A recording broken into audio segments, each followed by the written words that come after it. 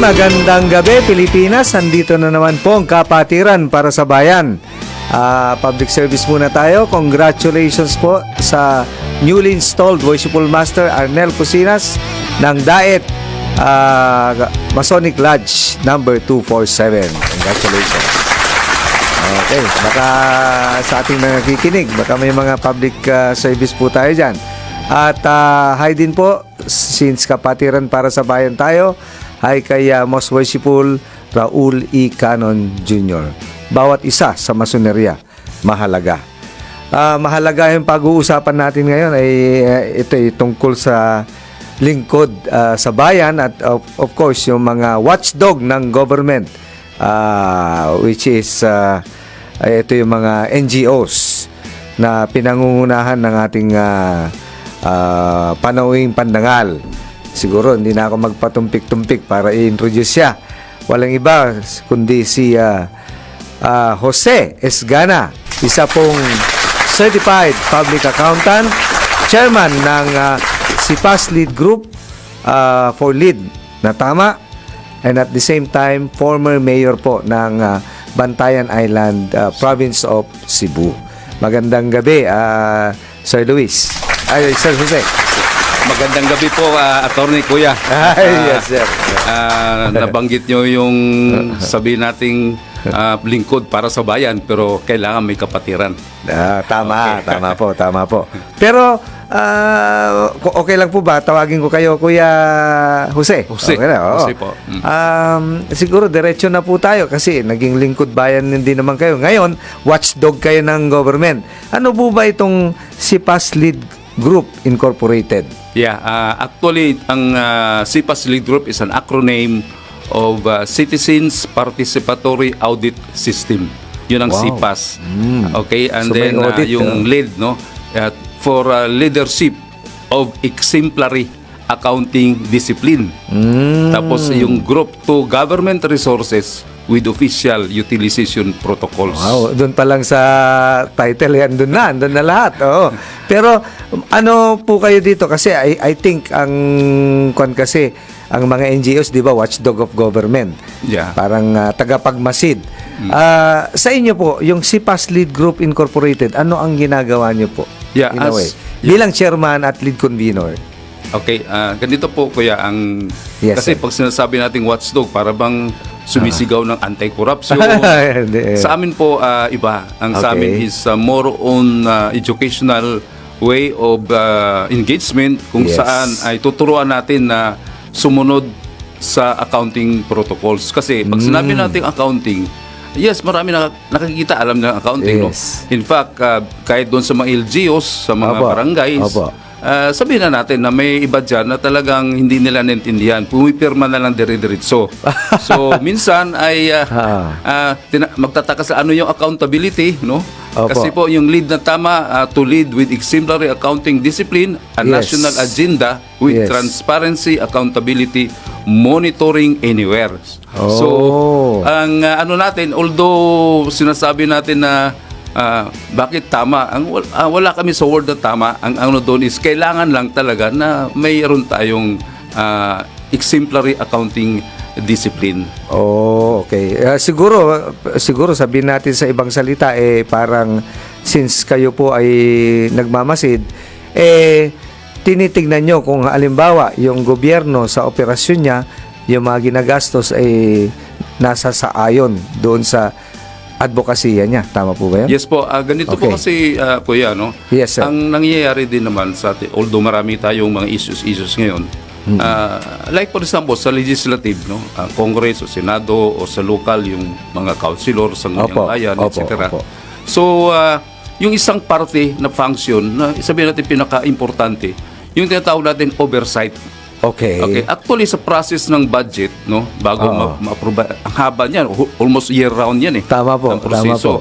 Tapos, mayroon talaga yung after implementation, napasa na din another year, may mga utilization na yan.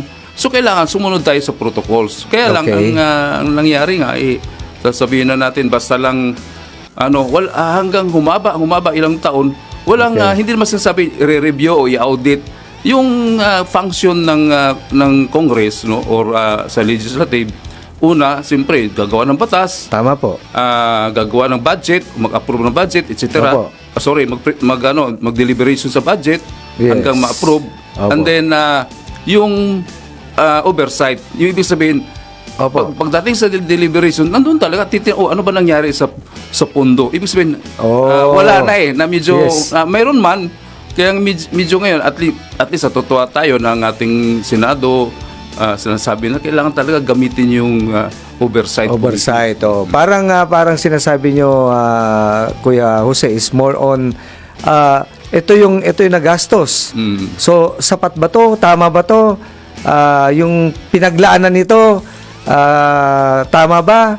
O paano mo ginastos yung pondo ng isang, sabihin natin, isang tagapagpatupad ng batas? Ito yung Hokitubo, executive, di po ba? Executive, oh. So, titignan ng Senado yan kung talagang yung pondo na nilaan para sa inyo talagang ginamit nyo sa public service. No, kung ano talaga yung protocol sa Yes. dapat paggagamitan. Yes, So, yes. yun, medyo doon tayo nagkukulang. So, anyway, ang ano nga natin, siyempre, we are just hopeful na sa lahat naman ng sabihin natin, lahat naman tayo ay umaasa na Okay. talagang mayroong mga pagbabago na gagawin. Oo. So, ibig sabihin, kailangan na talaga ipaalala.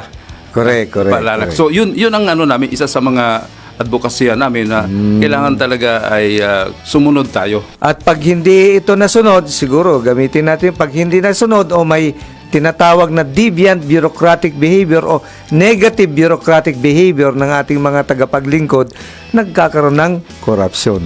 Tama po ba? Yes, ang corruption parang nagiging normal na yan eh. Kaya lang, nagiging abnormal na sa sobra-sobra na. Sobra. Hindi rin ako magsasabi na being a former mayor, sasabihin, walang korupsyon. Ang pag sinabi kasing corruption, ang daming kaparaanan, no? Yung bang tama po. sumisweldo ka na wala ka namang ginagawa. Corruption pa rin yun. Oo. Ibig sabihin, may niluloko ka no? Niluloko mo tama. yung bayan, no? Tama, So maraming antas dyan. Kaya lang, medyo sa ngayon, ang issue ngayon is yun na nga, baga sa kailangan na talaga natin na baka dapat ng mayroong transparency, accountability, monitoring anywhere. Nasa digitalization na tayo. Tama po. Napakadali i-monitor ang lahat ng proyekto. Kaya sa amin, ang advokasya namin, at least one volunteer in every barangay. Na may mga gadget na tayo. Yes. Kumbaga nandyan na lahat. Tapos, ilagay lang sa website anong mga proyekto na yan. Makikita ni Juan de la Cruz doon sa isang barangay na liblib na lugar. Sinabi na may farm to market. Example lang may farm to market dito. Wala ka pa rin nakita. Wala ka nakita. ang humihila sa mga produkto kasi wala palang karsada. So, yung mga ganun. Para sa probinsya namin na Kuya Jose, kumpleto daw yung road. Pero merong 1 kilometer tapos 2 kilometers yung lupa. And then another 1 kilometer. Parang ganon. Yung hindi buo yung ano. O kaya sabihin natin yung dam namin na maganda yung pagkakagawa pero pagka halimbawa nabagsakan ng bato, na bato mo basag. Yun. Sira. Actually, parang kahit saan ka pumunta ng Pilipinas na May ganyan. medyo may makikita ka talaga na gano'n. Okay. So, siyempre nakikita yan ng ating mga, kaya nga may mga nagrarally. So, ano ba yung mga epekto nito, yung corruption?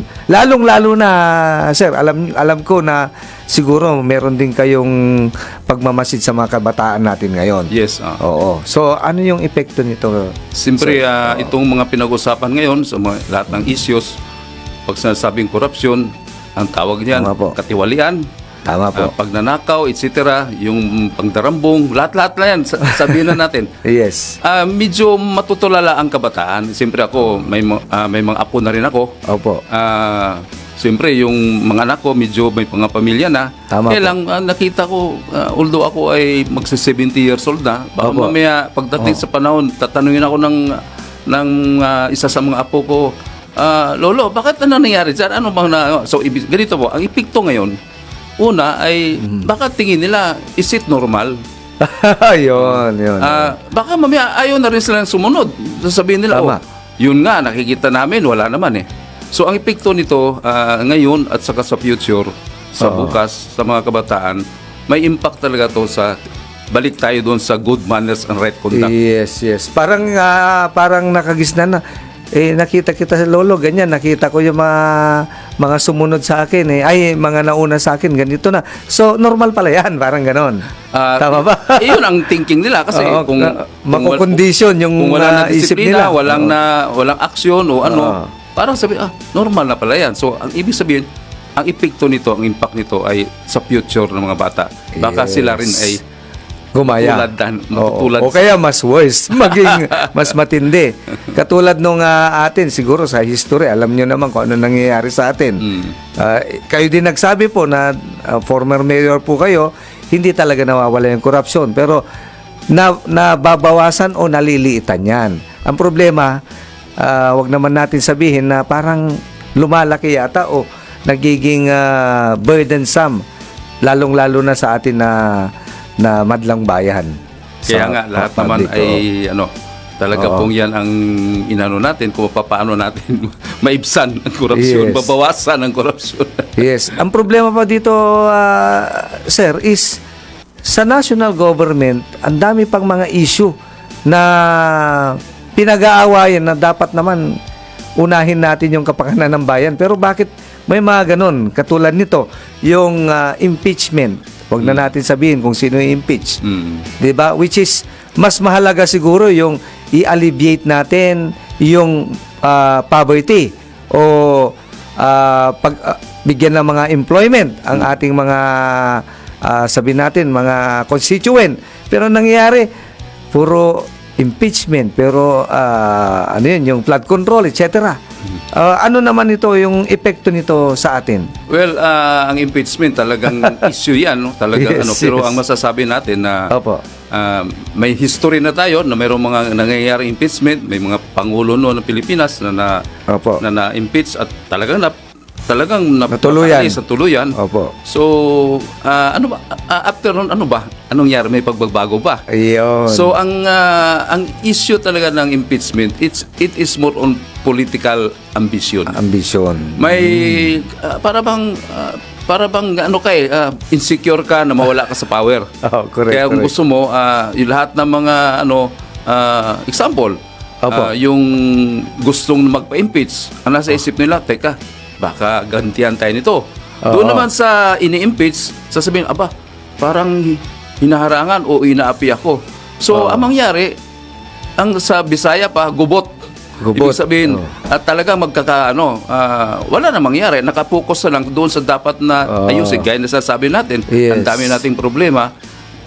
Ang oras, ang pundo, napunta na sa hindi tama. Yes. Kasi, siyempre, gagastos ka doon. Magpe-prepara ka doon. So, imbis na yung halimbawa, yung mga kongreso natin, gagawa ng batas para sa ikagaganda ng ating bayan, doon na natutuon, kunwari, di ba? Dito na lang, wag na tayong lumayo, yung sa flood control, di ba? Imbis na gumawa tayo ng mas maraming batas, o paigtingin natin yung mga nandyan na batas para sabi natin, mag-adjust sa ating mga kabataan ngayon o sa ating future, pero hindi natutuunan yung problema. More on, puro tayo batikos, pero wala naman tayong solusyon. Yan. Totoo po yan, kuya. Talagang nung siguro mag-segue tayo ng konti bilang mayor sa inyo. Syempre, hindi maiiwasan yung gusto kayong ibaba. Mayroon talagang ganon. May ganon. Kahit sabihin na natin na maganda yung ginagawa nyo, pero meron pa rin nakikita. Parang ito'y coupon bond paper. Tinitignan yung dot na maliit, hindi niya makita yung buong puti na napakarami. Yun ang tawag doon, kuya, yung cap. Dahil nga sa korupsyon, abuso sa politika. Politika. Okay. Ngayon, since nasabi nyo kasi na kayo din ay auditor, accountant, ano naman yung masasabi nyo yun sa mga deficit ng ating national budget? Dahil kulang daw ang sources kumpara sa ating expenditures. Yeah, totoo po yan kasi kumbaga we are existing sa ating mga budget is kulang talaga ang revenue natin, no? Kahit in fact mayroon tayong deficit sa ano lang sa revenue versus doon sa budget, no? Opo. More or less 1.5 trillion to 2 trillion. Tapos meron pa tayong mga sasabihin natin mga unprogrammed etc. Oo. Ang source wala na doon sa revenue, sa internal revenue. Tama po. Kinukuha na natin sa external loans. So tama. umuutang tayo. Tama So po. ano ang challenge sa atin bilang Yes. isang Pilipino, hindi to problema ng nakaupo lang o yung hindi nakaupo o Tama problema ating lahat to. So ang panawagan namin sa SIPAS Lead Group ay Opo. dapat talaga ay ayusin at paigtingin pa natin ang mga kaparaanan na maging efficient tayo sa koleksyon ng taxes. Kasi kami po ay nakikita namin na mayroon talagang playground of corruption mismo sa Kahit sa sistema. pangungulekta ng taxes, meron po bang ganun? Saka yung privado po ang sasabi namin, ang private. Pag sinabi natin private, siyempre mga business owners yan. Opo. Regardless all. Kasi sasabihin ko lang, example. Sige po. Matalakay natin to. Yung sa value added tax. Okay. Kasi kuya, lahat tayo, consumer, nagbabayad. Ang nagbabayad sa, simple lang, nagbabayad sa mga ano yan, ang mga consumer. Tama po. Sa 12%. Kaya lang, mayroon naman tayong batas kasi yan eh. Mayroon tayong sinasabi na mayroong input tax. So, ibabawas mo yung ginastos mo, computan mo ng 12%, tapos yung net, yun ang i-remit mo. Tama Pero po. we found out na talagang hindi nagre-remit kasi nakita po namin for the past 10 years ang koleksyon ng income tax versus sa value added tax. Ang layo ng value added tax. Ibig sabihin ang remittance yung net. No? Opo. Ang layo kumpara sa income tax. Ang income tax nandyan yung corporate at saka individual. Tama Siyempre po. lahat ng mga empleyado, pribado o gobyerno ay mga may withholding tax yan, may mga final tax yan. Tama po. So, bakit ang nangyari? Parang imposible naman na nasa kalahati lang ang value added tax ikumpara mo sa income tax. So, may problema. Samantalang yung, sabihin na natin, yung value added tax is day-to-day transaction po yan. Tama po ba? Almost. Lagyan, ang estimate namin, trillion ang nawawala. Aray ko. Hindi yan napasok pa sa ating treasury. Wala pa. Hindi pa collected yan. Nandoon pa yan sa mga private sabihin natin, mga business owners. Ano kaya ang bilang auditor po, bilang lead convener ng SIPAS Lead Group, ano kaya ang problema, bakit hindi nare-remit o hindi napupunta sa National Treasury yun? Well, sasabihin na natin, hindi naman lang kasalanan ng BIR yan, no? Opo. Kasalanan din, kahit kami, as nasa profession kami, Opo. of course, pati mga lawyers na nasa Opo. para bang kami, nakita namin, pinabayaan lang natin. Bayaan mo lang anong gusto ng bayaan mo lang anong gusto ng taxpayer. Pag sinabi taxpayer, business owner yan. Opo. Pero hindi na natin tinitingnan yung kapakanan ng mga taxpayer na mga consumer. Mayaman o mahirap, pobre yan o dato. No? So, ibig sabihin, sila ay mga taxpayer din. No? Tama po. Halos araw-araw, pupunta yun sa mga gandang restaurant, nagbabayad ng 12% VAT yan eh. No? Tama po. Pero wala, hindi man sinasabi na i-remit yung binayad niya. Binigyan na ng kaparaanan eh. Kaya lang nangyari, naaabuso. We have, ako, natutuwa po ako sa bagong ngayon ng pamahala ng Bureau of Internal Revenue. Hopefully, na magkaroon talaga ng mabigyan attention to. Kailangan po ba yan na, Sir, Kuya Jose, ng sabihin natin, batas para paigtingin yung remittance kasi yung pangolekta madali na yun eh. Dahil private sector ang nangongolekta. Yung pag-remit, ito ako kunwari isa akong corporate taxpayer, business owner ako. Okay? Ang daming kumain sa akin. So syempre bawat receipt meron yan eh. Oo. Yung pag-remit doon, meron bang batas na kailangan paigtingin? Actually po, yung value added tax law yan eh, VAT law yan eh. Okay. Nandun na lahat. Yung sistema lang. Yung pag-implementa. Hindi lang pag-implementa, yung para magiging efficient, no? At saka hindi negligent.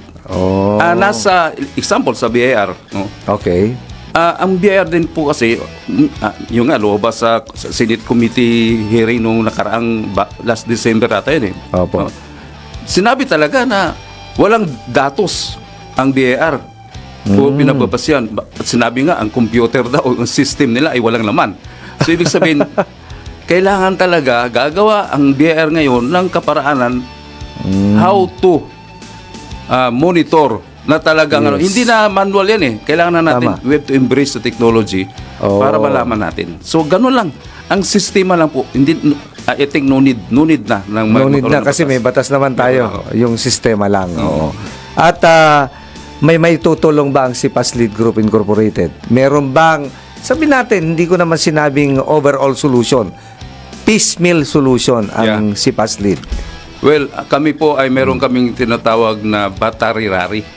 Ano po yun? Battery rari. Value added tax. Ayos yun Okay. No, battery, value added tax audit, Okay. review, examination, battery. Oh, Tapos battery. meron pang rari. Ano yung rari? I-review mo pa kasi hindi pwedeng umaasa ka lang sa ito na yung lumabas mamaya may mga kunsabo yan, no? May mga connivances o collection, yes, no? yes. Kaya hindi na-remit, no? Meron pa tayong paraan, no? Battery rari, rare, galing, rari. ang galing. Review ulit, audit, so system yan, hindi kailangan ng tao pa. So kung mababanggit ko lang nga dito, gusto ko marinig ng Sige, bagong sige kaibigan nating BIR Commissioner na talagang dapat talaga embrace the technology. Example, system. Ang system is POS. Opo. Okay, yung sa sales, Opo. kung pwede nga, nakalink na yan with the BIR. Kami po sa SIPAS Lead Group, meron kaming kaparaanan na no need of hiring more people para sa BIR. No. With the SIPAS Lead Group, pwede kaming maging voluntaryo. No. Meron na po kaming, actually, ready na ito i-present kung pwede Ano lang. po ba yan? Technology? As a system using, pag sinabi natin using the technology, simple lang naman. Yes, yes. May mga magagaling tayong IT na hindi natin ma-violate ang data privacy. Ang kailangan naman natin total eh. Opo. Example lang ko yan, being a lawyer. Yes, kita yes, natin. yes. Siyempre, gagawa tayo ng mga procedure na hindi naman hindi tayo makabiolate kung ano exist ng mga batas. Yes. So, hindi natin kailangan makita pa ang detalye sa sales niya eh. Total lang everyday sa POS niya. Kasi ang POS natin hanggang doon lang sa mga business establishment. Tama. Pero ang BIR, naghintay siya kung ano ang i-report. Ngayon, hindi na. Ang sistema namin ay ano yun? Banggaan na po. Nakalink na. Yan. Nakalink yan. Parang ano yan eh, parang kumbaga sa pag sinabi nating link, wireless lahat yan eh. Tama po. Ay, ang ganda ng usapan natin, pero kailangan natin mag-time check. 7:25 ng gabi, magbabalik po ang Kapatiran para sa Bayan. Okay, nagbabalik po ang Kapatiran para sa Bayan. Kasama pa rin natin ang chairman at lead convener ng SIPAS Lead Group Incorporated, Sir Jose Esgana. Yes po, at medyo maganda balita. yung napag-usapan natin, no? Yes. ang At tama-tama yung balita. Anyway, ang ano lang natin, ang wish natin, no? Yes. Tama din naman na ang Diyos naman ang may makapangyarihan sa lahat, no? Tama. Ang masasabi lang natin sa pinag-usapan natin kanina, paano natin matulungan ng ganun na lang. Kumbaga sa konsensya ng mga gumagawa na hindi nila na-remit ang para sa gobyerno. Sana naman ay wag na, no? Ibigay na talaga natin. Ibigay kasi, na. lalong makakatulong talaga tayo na mabawasan ang deficit pag lumaki ang ating revenue collections. Yes. At hindi na tayo aasa, kumbaga uutang pa rin pero hindi na masyadong malaki. Baka hundreds of billions na, hindi na trillions. Oo nga. O kaya, kung mas maganda kung mabawasan yung ating utang. Kasi ito yung mga problema natin eh. Siguro, doon naman tayo sa kasi marami din problema sa agrikultura. Sa ating mga farmers and fisher folks. So, merong bang masasabi ka na magandang sistema para matulungan naman natin ito, yung mga farmers and fisher folks? Ako po ay tubong isla, no? Fisherman. So, ang mga mga ninuno ay mga mangingisda, no? Okay, so, sir. pangarap din natin na umunlad ang mga farmers at mga fisher folks. Tama. Kaya lang nga po, balik naman tayo sa sistema. na sa agriculture. Although natuwa tayo, lumalaki na ang budget para sa agriculture. Tama. Kaya lang, hindi pa rin nag-embrace sa technology. Ang ibig ko sabihin, bakit ang nangyayari na nalaman na natin ang mga gulay, nabubulok, ang mga nasa ano pa lang, parating pa lang, papunta pa lang sa mga bilihan, nabubulok na kasi nga natatabunan tayo ng ibang produkto na mga imported, no? hindi lang 'yon. Yes. Kasi kung talagang gusto natin ng kaya nga although wala tayo sa gobyerno ngayon, Tama. madali lang 'yan, using the technology. Pwede ba magkaroon na talagang website na para doon sa kumbaga sa kung ano ang produkto sa kada probinsya, kada bayan na 'yan ay malalaman. Doon na lang sa Lahat. mga website, sa mga makikita natin yan. Uy, may mga produktong ganito, maraming abunda. So, mag-communicate sila. Hindi na kailangan physical na pupunta pa sa palengke. Tapos, limbawa, isang bayan na kailangan ng isang produkto na ganito. Mayroong available sa isang bayan. So, nawawala na eh. Meron tayo sa Department of Trade and Industry, yung one town, one product. OTOP. So, paigtingin pa natin kasi yung OTOP mukhang nawala na eh. Oo nga. Hindi na nila inano eh. Yes, talagang using the technology pa rin na kailangan talaga na kung maaari mag-usap. Halimbawa, ako isang mayor, ikaw isang mayor sa bayan, ano bang produkto nandiyan? Hindi naman sa cellphone tayo mag-uusap eh. Tama. Yun, makikita natin sa screen, nakita natin sa website. Ikaw pa lang, ang produkto mo kailangan namin. Sige nga, parating yung mga dito. So, anong ibig sabihin? Paramihin natin ang sabi natin, mga hubs. Yung tatawag natin dati na warehousing, no? Yes. Maganda naman sana yung ginagawa nating yung sa ating administrasyon ngayon na kadiwa system, kaya lang wala kulang sa ayaw ko ba, no? So anyway, ang masasabi po natin dito na talagang dapat, no, we are proud sa mga farmers at sa mga fisher folks na wag naman yung hindi makarating sa kanila ang mga mamimili dahil nga sa layo, no, isa pa yan, no. Tapos hindi natin matulungan medyo nasa mga LGUs, dapat mga LGUs, although siyempre ang national government, sino man ang mamahala sa Department of Agriculture, may mga regional baka kulang pa mismo ang LGUs kasi nakakalungkot na naghihirap ang mga farmers, wag na nating sabihin na kasi sinasabi ng mga farmers dahil sa korupsyon. Although pero wag na nating i-focus doon. Mag-focus tayo paano mapabilis, mapaayos, mapaganda ang sistema para nandoon yung demand and supply magpang-abot, no? Tama. Mamaya sobrang supply. Hindi natin nalaman may demand pala. Hindi na nalaman. So, isa pa, at saka medyo na natin yung mga importation. Kumbaga sa wag na rin masyado bawasan hindi natin. Lang mabawasan para bang gusto nilang gahaman na sila lang kikita. Tingnan natin. So talagang kaya pa, kuya. Kaya pa na ayusin ang sistema. Siguro sa tulong din ng ating Department of Agriculture o kagawan ng agrikultura, pwede ba yung kuya na maglagay ng mga cold storages sa mga sabi natin strategic area. Kunwari sa inyo po sa Cebu meron sa Bantayan, meron dun sa somewhere. Hindi ko alam kasi ang Cebu ganon. Tama ba 'yon? Yung tinatawag na natin mga fisherman's wharf. Yun, wharf. Mga hindi lang yung daungan ng mga bumabiyahe. Daungan ng mga bangka.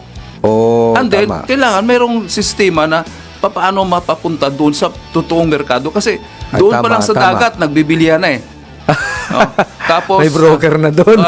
Kasi isa sa mga palakasin natin yung bang imbis na dadaan sa 5 o 10 trader yung mga baka pwedeng mabawasan, hindi naman talaga mawala na mayroong trader, mayroong mga middleman, baka pwedeng 2 na lang para naman medyo maganda ang kita ng ating mga farmers.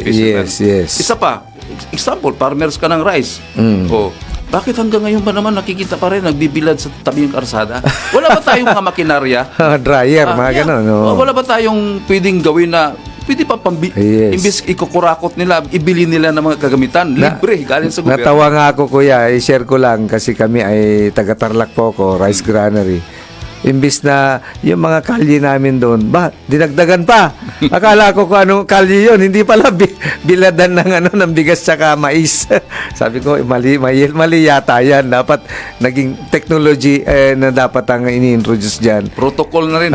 Pag-utilize sa pundo na hindi naayos, no? Tsaka mga kapandaya ka dun, kuya, dun sa bilad. Kasi pati bato, ilagay mo na dun eh. May ilalagay dun eh. Mamimix dun sa, sa palay mo. Parang ganun. Nakakalungkot. Marami ng mga equipment, marami ng mga modern na mga technology na pwedeng gawin yan. Equate natin dito, kuya, sa medyo fast track tayo ng konti. Yung nasabi mo kasi kanina na pag-igtingin natin yung technology linkage ng BIR with the taxpayer. Yeah. Para maibsan natin yung mga utang natin. So, ano yung may papayo mo bilang isang accountant, bilang isang CPA, para mabawasan ang ating utang instead na dagdagan. Kahit dagdagan natin, sana konti na lang. Yeah, yung lang po niyan, kuya, yung kumbaga sa timbangan, Opo. papantayin mo, no? Yes. Kasi ang budget naman talaga dapat pantay, hindi yung isa angat, yung isa dito mababa. Correct. So ibig sabihin, palakihin ang efficiency ng koleksyon, ayusin. Tama po. Kasi yun ang isang kapamaranan na hindi naman yung yung sinasabi natin na hindi na i-remit no? Bakit hindi na remit? Dahil sa sistema. Yung kitang-kita na pwede nating ipalabas sa publiko yan. Ito, ipakita natin, ito ang disparity ng income tax versus sa value added tax. Kasi kung panatiling ganyan, halimbawa, ang income tax na nasa 1.3 trillion, tapos sa isang taon tapos ang value added tax nasa 600 billion lang, imposible. Ang layo. So kung gano'n, palitan natin ang business tax yan o sales tax yan.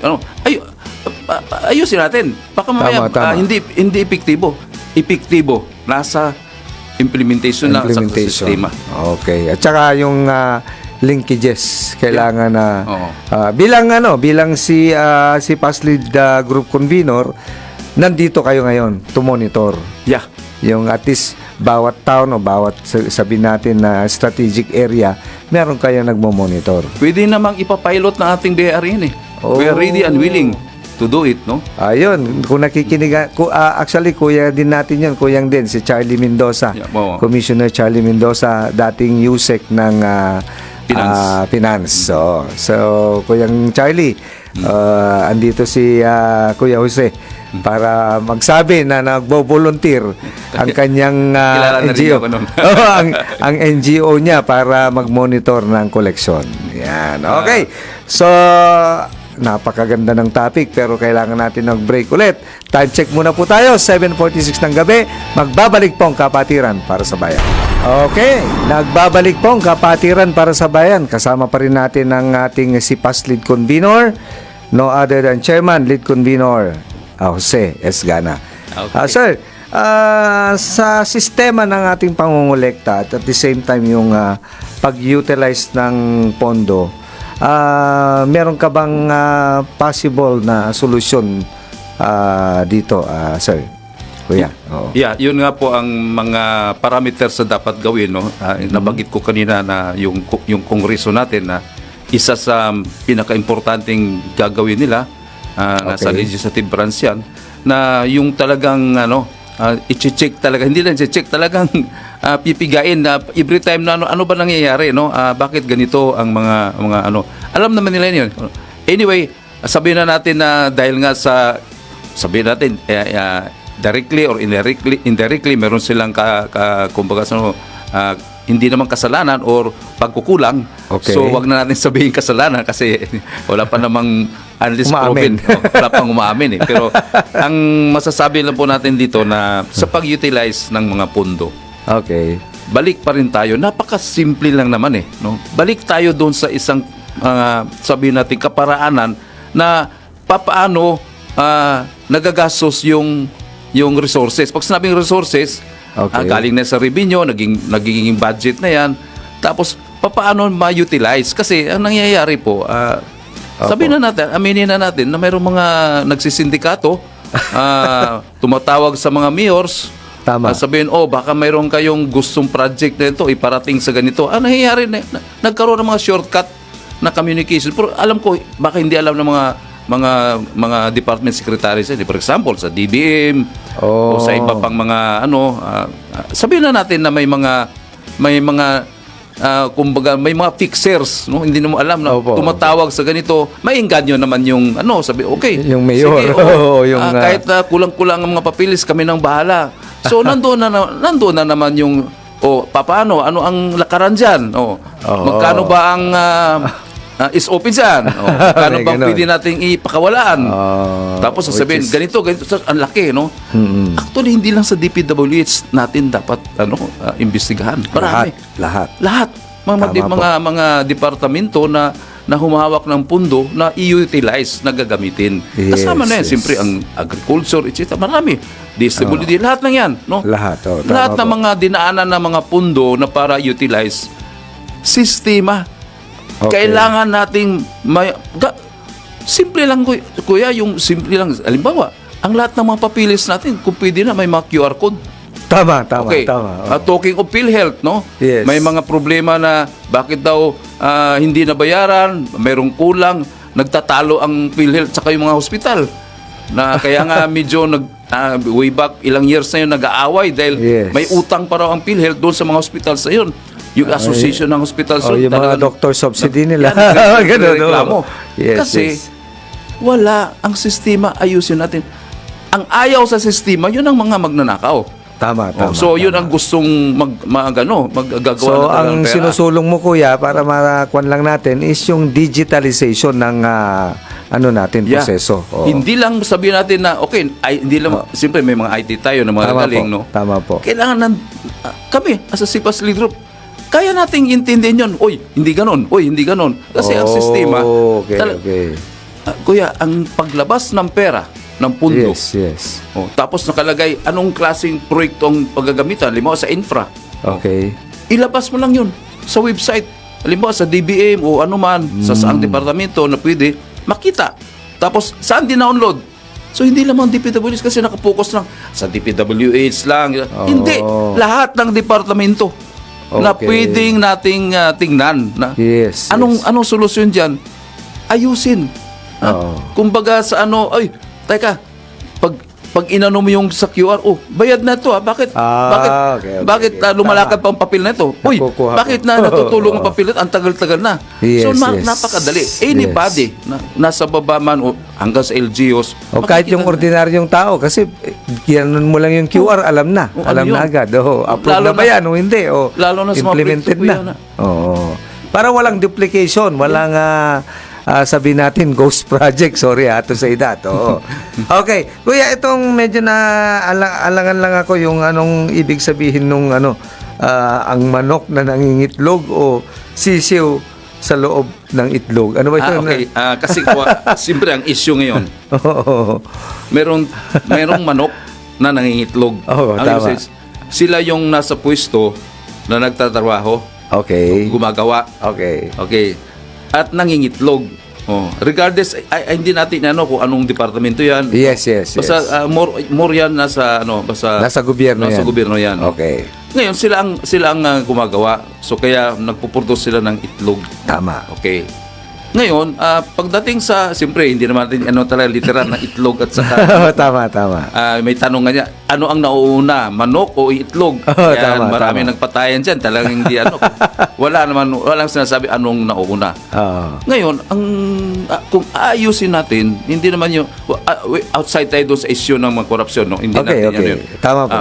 Yung pag sinabing pag-aayos, paano natin aayusin ang mga sistema ng ating pagpapalakad ng ating resources, gobyerno, utilities, etc. No? So ngayon, ano naman itong mga sisiw? Siyempre yung sisiw, nandun na yun sa itlog, di ba? Yung napisa. Yung sisiw, magiging manok yan eh. Tama po. Kanina, nabanggit natin yung tungkol sa kabataan. Yung kabataan, future yan, magiging leader din yan. Parang sisiw yan.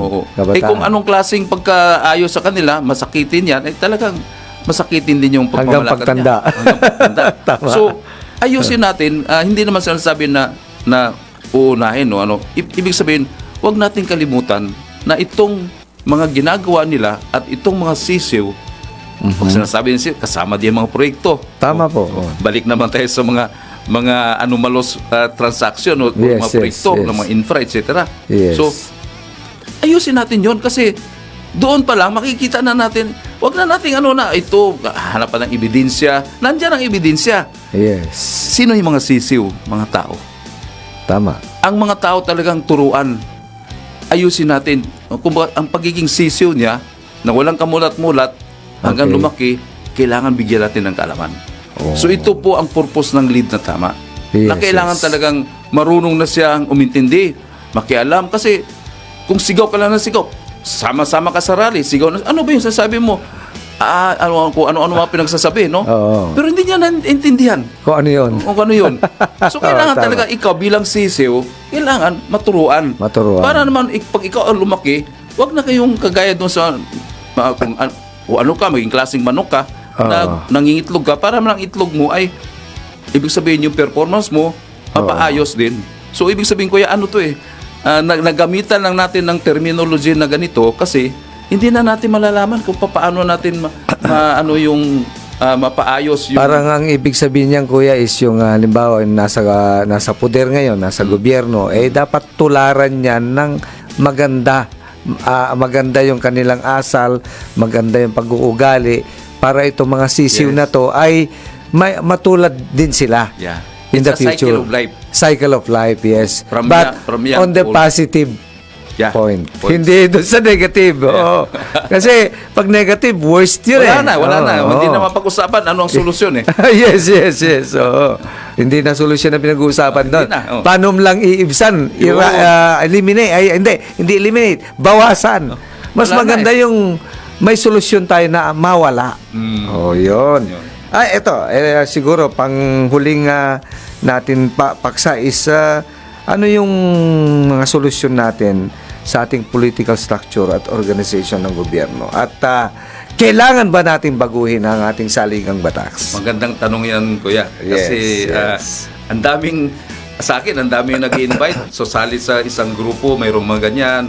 Ang pag-usapan, paano daw babaguhin ang batas. Oo. Sabi ko, anong klaseng pagbabago yan? Talaga bang So, ibig sabihin po, ang masasabi natin, siyempre, talagang masasabi, kailangan, pag sinabi kasing ayusin ang sistema, kasama pag-aminda. Yes. Kayo po, bilang lawyer, may mga, kung anong depekto, kaya nga may kongreso, may gagawa ng batas, amindahan. Yes. Kung, hanggang dun sa kaduluduluan, kailangan. Kasi, halimbawa, si sisiw, yung mga sisiw, hindi naman nila alam kung ano yung mga babaguhin nyo naman. Ang ibig sabihin yung, kung talagang gusto natin kuya ng pagbabago, hindi lang naman yung baguhin natin ang kumbaga ang Biblia eh. Yes. Constitution is a Bible, no? Ibig Yes, sabihin, our Bible. Saligang batas natin yan. batas natin. So, kung sasabihin na natin na magpalit na tayo ng ganito, kaya for what?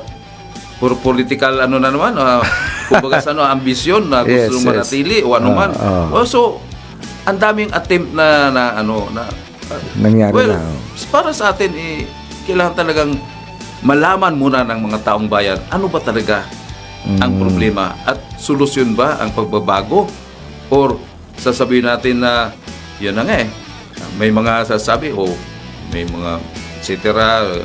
Revolutionary. Dinanan na natin lahat yan eh. Correct. Ang mga sigaw na yan nangyari na eh. Ibig sabihin ba paulit-ulit na lang tayo ng gano'n tapos magbibilang naman tayo ng wala naman tayong nabago. Correct. So, siguro napakaganda yung topic natin. Kailangan natin mamaalam.